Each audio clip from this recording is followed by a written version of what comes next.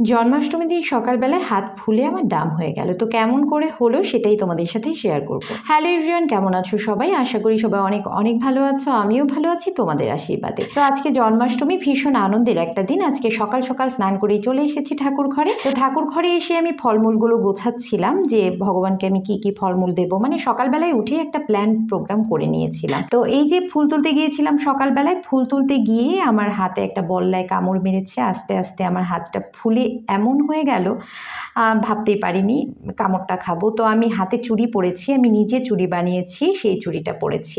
তো ড্রেসের মধ্যে একটা অসম্পূর্ণ ছিল, সেটা হচ্ছে আমি মুকুট বানিয়েছিলাম না সেই কাপড়টা দিয়ে।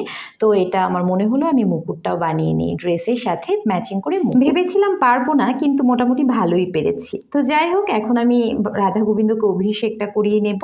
সুন্দর করে রাধা গোবিন্দকে অভিষেক করাচ্ছি। এখন দেখছি রাধারানীর চোখটা সিঁদুরে সিঁদুরে লাল হয়ে গিয়েছে।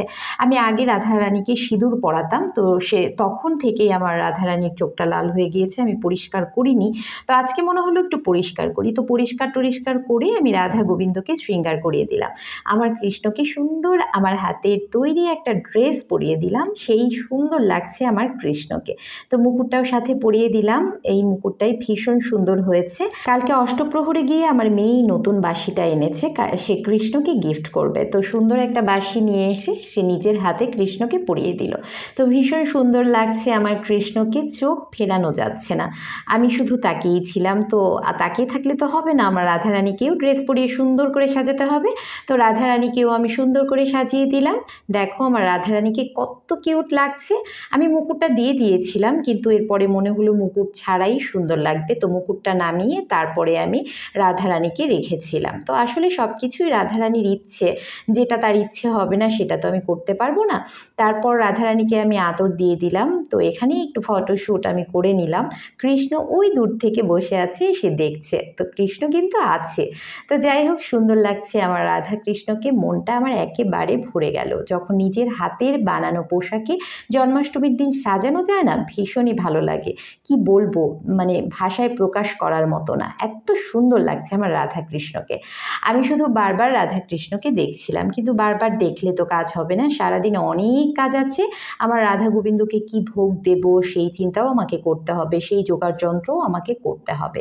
তো তাল এনে রেখেছিলাম, তালটাকে আগে গুলে নিতে হবে, মানে তালে বের করে, রসটা বের করে আমি একটু পোয়া করব, একটু তালের বড়া করব, যেটা কৃষ্ণের ভীষণ পছন্দের। তো আমি আসলে জন্মাষ্টমীর দিন পোয়া বড়া এগুলো করি, যতটুকু পারি সাধ্য মতো, মানে কাজ যতটুকু আমি উপোস থেকে করতে পারি একা হাতে মোটামুটি করি। আজকে ভগবানের উদ্দেশ্যে সব কিছু দেবো, কিন্তু সব কিছু কিন্তু আমরা গ্রহণ করব না, আমরা শুধুমাত্র ফলই খাবো রাত 12টার পর। তো এই ভিডিওটা ছিল জন্মাষ্টমীর দিন, আমি আজকে আপলোড করলাম কারণ কালকে অনেক ব্যস্ত ছিলাম, অনেক ব্যস্ততার কারণে আমি আসলে ভিডিও এডিটিং করতে পারিনি। তো আজকে করে আমি ভিডিওটা আপলোড করলাম। তো এই যে আমি পোয়া ভেজে নিচ্ছি, পোয়াগুলো অতটাও সুন্দর হয়নি কারণ আমার একটা হাতা ছিল, সে হাতাটা খুঁজে পাচ্ছি না, গোল হাতা।